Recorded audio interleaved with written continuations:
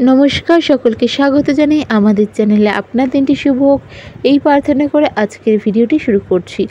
আজকের এই ভিডিওতে আমরা আলোচনা করব সিংহ রাশির জাতক জাতিকাদের বিগত 13 জুলাই শনি মহারাজ বক্রী হয়েছেন এবং 28 জুলাই পর্যন্ত, 28 নভেম্বর পর্যন্ত তিনি 138 দিন বক্রী থাকছেন। এই সময়টা তাদের কেমন কাটবে সিংহ রাশির জাতক জাতিকারা যারা রয়েছেন, তার উপর কিন্তু এই সময় সিংহ রাশির জাতক জাতিকাদের ঢাইয়াও চলছে। তো চলুন ভিডিওটি শুরু করা যাক। আর এই আলোচনাটা কিন্তু গুরুত্বপূর্ণ হতে চলেছে, কারণ ঢাইয়া যেহেতু আপনাদের চলছে আর এটা একটানা 2.5 বছর পর্যন্ত কিন্তু চলবে। আর এই সময় শনি মহারাজ আপনাদের অষ্টমভাবে গোচর করছেন। অষ্টম ভাব কিন্তু বিবাহের ঘরও হয়। তো প্রথমেই জেনে নিই যে এই বক্রী হওয়ার বিষয়টা আসলে কি। বক্রী হওয়া মানে কিন্তু আমরা অনেকেই জানি যে যেই গ্রহ বক্রী হচ্ছে সেই গ্রহ কিন্তু তার এক ঘর পিছিয়ে আসছে। অর্থাৎ এই সময় শনি গ্রহ রয়েছে মীন রাশিতে, তিনি মীন রাশিতে বক্রী হচ্ছেন, কিন্তু তিনি কি তাই বলে কুম্ভ রাশিতে চলে আসছেন? একদমই না। ব্যাপারটা হলো কিছু কিছু সময় আমরা পৃথিবী পৃষ্ঠ থেকে দেখি, আকাশের দিকে তাকালে বা মহাজগতের দিকে, মহাকাশের দিকে তাকালে মনে হয় যেন কোনো গ্রহ যেন থমকে গেছে বা কোনো গ্রহ যেন উল্টো চাল চালছে, এমনই একটা ইলিউশনের সৃষ্টি হয়। তো এই সময় ঠিক তেমনই হয়েছে। আর বক্রী হলে কিন্তু যে কোনো গ্রহেরই কি পাওয়ার কিন্তু ভীষণ বেড়ে যায়। সেক্ষেত্রে যেই গ্রহ নেগেটিভ হয় সেই গ্রহের নেগেটিভিটি, আর যেই গ্রহ পজিটিভ হয় সেই গ্রহের ক্ষেত্রে পজিটিভিটি বেড়ে যায়। আর জ্যোতিষশাস্ত্র মতে কিন্তু শনি মহারাজকে একটি নেগেটিভ গ্রহ হিসেবে ধরা হয়েছে, সাথে রাহু কেতুকেও। এদেরকে কিন্তু পাপ গ্রহ বলা হয়ে থাকে। তো এই সময় কিন্তু শনি গ্রহের বক্রী হওয়ার ফলে কিছুটা নেগেটিভিটি বাড়তে চলেছে। তো আপনাদের উপর তা কী এফেক্ট ফেলতে চলেছে সেই বিষয়েই কথা বলবো আজকে। তার উপর এই সময় কিন্তু শনি মহারাজ বক্রী হয়েছেন নিজস্ব নক্ষত্রে, অর্থাৎ উত্তর ভাদ্রপদ নক্ষত্রে, এবং আগামী 2রা অক্টোবর শনি মহারাজ নক্ষত্র চেঞ্জ করে চলে যাবেন গুরুর নক্ষত্রে, অর্থাৎ পূর্ব ভাদ্রপদ নক্ষত্রে। তো চলুন জেনে নেওয়া যাক কী কী ইম্প্যাক্ট করতে চলেছে আপনাদের ওপর। সিংহ রাশি বা লিও সাইনের জাতক জাতিকারা হলো কালপুরুষ রাশিচক্রের 5মতম রাশি। এই রাশির অধিপতি হলো স্বয়ং সূর্য।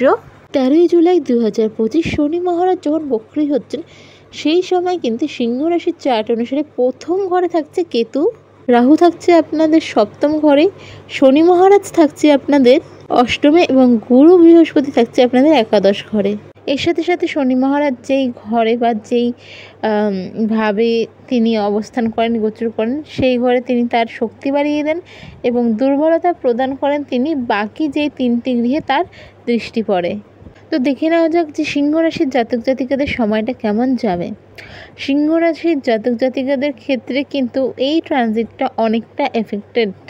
তার প্রথম কারণ হচ্ছে এই সময় কিন্তু সিংহ রাশির 8মে শনির দৃষ্টি রয়েছে, সিংহ রাশির 8মে শনির গোচর ঘটছে এবং এই ট্রানজিট বা এই রেট্রোগেশনটাও ঘটছে। তার সাথে সাথে কিন্তু 8মা শনি বা পানতি ঢাইয়া যেটাই বলতে চান, সেই জিনিসটা কিন্তু এই সময় সিংহ রাশিতেই প্রেজেন্ট রয়েছে। অর্থাৎ সিংহ রাশির জাতক জাতিকার উপর কিন্তু শনির ঢাইয়া চলছে। তো এই ক্ষেত্রে শনি যে রেট্রোগেট হচ্ছে কী এফেক্ট ফেলবে? এই সময় শনি মহারাজ কিন্তু রয়ে গেছে মীন রাশিতে, কিন্তু তার পুরো যে এফেক্ট বা অ্যাসপেক্ট সেটা পড়ছে কুম্ভ রাশিতে। আর সিংহ রাশি অনুসারে আপনাদের 7th হাউসে রয়েছে এই সময়, মানে কুম্ভ রাশি আপনাদের 7th হাউসে রয়েছে। তাই আপনাদের যে ঢাইয়া চলছে, ঢাইয়ার ঘরে কিন্তু এই সময় এফেক্টটা পড়ছে না, তার আগের ঘরে পড়ছে। তাই কিন্তু যেই এফেক্টটা আপনাদের পাওয়ার কথা সেটার থেকে আপনারা এই সময় কিছুটা হলেও মুক্ত থাকছেন। তো এই সময় কি কি আপনাদের সাথে ঘটতে চলেছে, প্রথমে কেরিয়ারের কথা বলি। তো এই সময় কিন্তু নিজেকে ভীষণ লেজি লাগবে, ল্যাথার্জেটিক লাগবে। দুটো কাজ করলেই মনে হবে অনেক কাজ করে ফেলেছেন এবং 2-4টে কাজ করে নিজে থেকেই সারাক্ষণ বলতে থাকবেন যে এত কাজ করেছি, আমি এটা করছি, আমি ওটা করছি। এই জিনিসটা আসবে। আর যদি এই জিনিসটা চলে আসে ক্যারিয়ারের ক্ষেত্রে, কিন্তু এটা খুব একটা ভালো দিক থাকছে না। তাই হার্ডওয়ার্ক আপনাকে এই সময় করতে হবে। এই সময় সবথেকে বড় যে জিনিসগুলো দেখবেন, বাড়িতে কোনো রকম ইলেকট্রনিক জিনিস যেগুলো নষ্ট হয়ে আছে, এরকম যদি প্রচুর জিনিস থাকে তাতে কিন্তু খারাপ কিছু অ্যাসপেক্ট পেতে পারেন। যেমন ধরুন কাজ আটকে যাওয়া, পয়সা আটকে যাওয়া, মানে বিভিন্ন ধরনের বাধার যে সৃষ্টি হয় ওই জিনিসটার সময় পেতে পারেন। তো এই সময় আরও কিছু দেখবেন যে সবথেকে বেশি যে জিনিসটা নষ্ট হবে সেটা হচ্ছে ওয়াচ। অর্থাৎ ঘড়ি, হ্যাঁ সেটা আপনার হাত ঘড়ি হোক, ওয়াল ক্লক হোক, টেবিল ক্লক হোক, যে কোনো ধরনের ঘড়ি কিন্তু এই সময় নষ্ট হবে। ভাঙা যে কোনো গ্লাসের জিনিস, ধরুন আয়না, চশমা, গ্লাস বা ভাঙা যে কোনো জিনিস যেগুলো একেবারে মানে ইউজ করার মতো নেই বা ইউজ করবেন না, সেসব জিনিস অবশ্যই ফেলে দেবেন। আরও একটা জিনিস বলে দিচ্ছি, কাঁচের জিনিস ভেঙে গেলে সেই জিনিসটাকে ইউজ করবেন না। এই সময় কিন্তু শনির দৃষ্টি পড়ছে আপনাদের ভাগ্যস্থানে, তো সেই ক্ষেত্রে কিন্তু আপনাদের যে কোনো কাজের ক্ষেত্রে কিন্তু দেরি হওয়া অর্থাৎ ডিলে হওয়ার একটা সম্ভাবনা থাকছে। এর সাথে সাথে যে বিষয়টা হলো, যেহেতু প্রথমেই বললাম যে 7th হাউসে আপনাদের মানে পুরো যে প্রভাবটা 7th হাউসের উপর থাকছে, তাই কিন্তু আপনাদের যে পার্টনার থাকছে, ম্যারিড হোক বা আনম্যারিড, আপনাকে নিয়ে কিন্তু এই সময় একটু পজিটিভ হয়ে যাওয়া, কিছু ব্যাপারে স্ট্রিক্ট হয়ে যাওয়া, এই জিনিসগুলো আসবে। তো নিজেদের মধ্যে তা সলভ করে নেওয়ার চেষ্টা করবেন। যে কোনো জায়গায় যাত্রার ক্ষেত্রে, বাড়িতে বা যে কোনো স্থানে সিংহ রাশির জাতক জাতিকারা যারা রয়েছেন, ভীষণ সাবধানে চলাফেরা করবেন। পায়ে কিন্তু আঘাত লাগার সম্ভাবনা এই সময় থাকছে। নারী অ্যাস্ট্রোলজি অনুসারে কিন্তু স্যাটার্নের যে অ্যাসপেক্টটা রয়েছে সেটা পড়ছে আপনাদের 3rd হাউসের ওপরে। তো যে কোনো জায়গায় বের হবেন সেক্ষেত্রে দেখবেন লেট হয়ে যাচ্ছে, কোনো না কোনোভাবে লেট হয়ে যাচ্ছে। আপনি দেখছেন 2 দিন লেট হচ্ছে, 3 দিনের দিন আপনি ধরুন 1 ঘন্টা আগে রেডি হওয়ার চেষ্টা করলেন, বাট কোনো একটা কিছু হয়ে যাবে, সেই আপনার বেরোতে লেট হয়ে যাওয়া, পৌঁছতে লেট হয়ে যাওয়া, যে কোনো কর্মের ক্ষেত্রে লেট হওয়ার সম্ভাবনাটা এই সময় কিন্তু বেশ হাই থাকছে।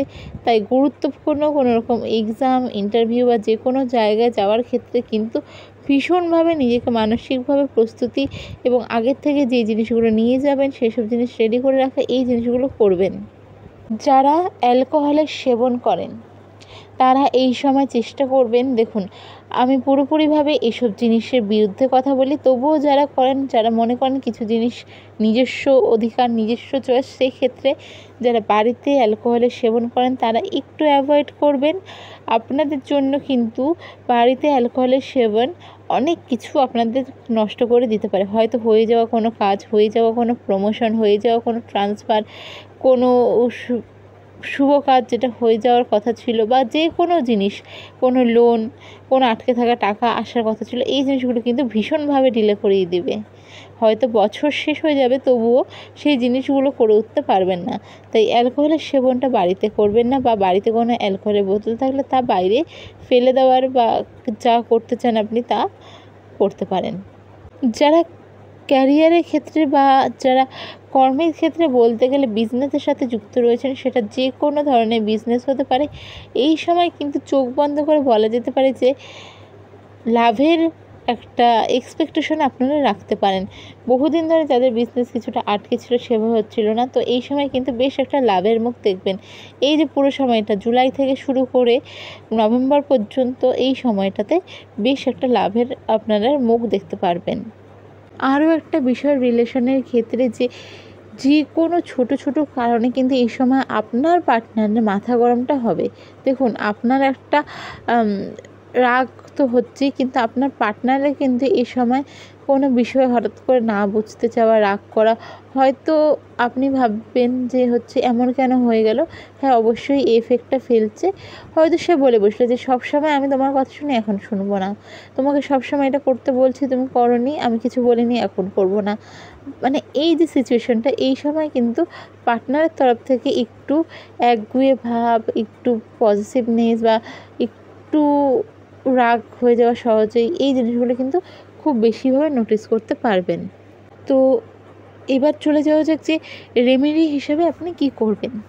যেহেতু আপনি কিছুদিন পরেই বুঝতে পারবেন যে ভীষণ রকমভাবে প্রবলেমের সৃষ্টি হচ্ছে রিলেশনশিপে একটা ক্ল্যাশ চলে আসছে, তো সেক্ষেত্রে আগে রিলেশনটা ভালো ছিল, সেই জন্য প্রথমেই আপনাদের এই রেমেডিটা করা উচিত।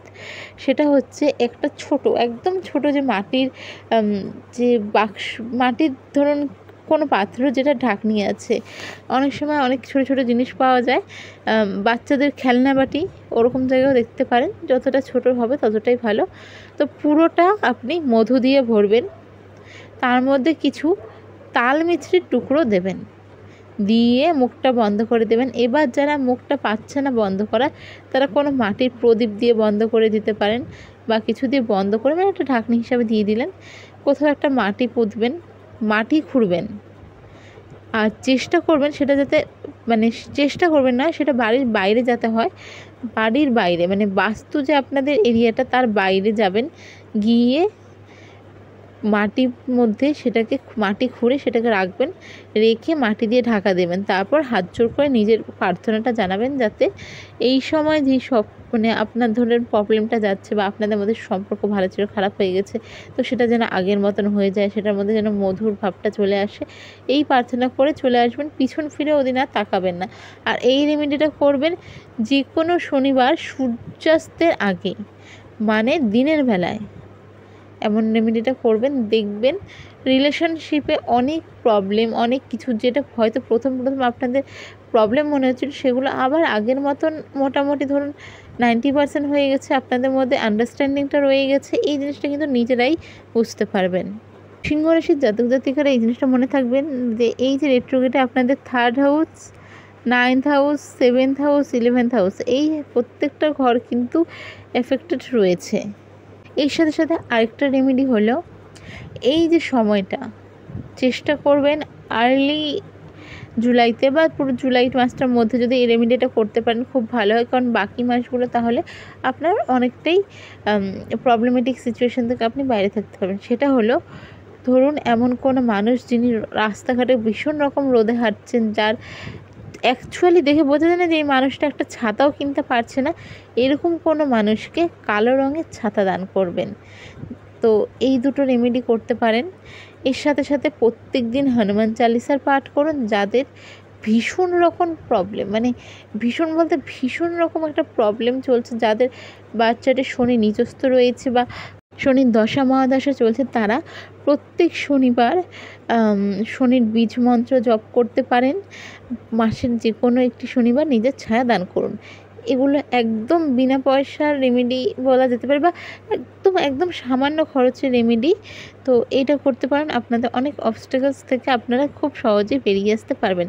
ভিডিওটি যদি ভালো লেগে থাকে তাহলে অবশ্যই শেয়ার করুন, সাবস্ক্রাইব করুন, লাইক করুন। দেখা হবে পরে আরেকটি ভিডিওতে।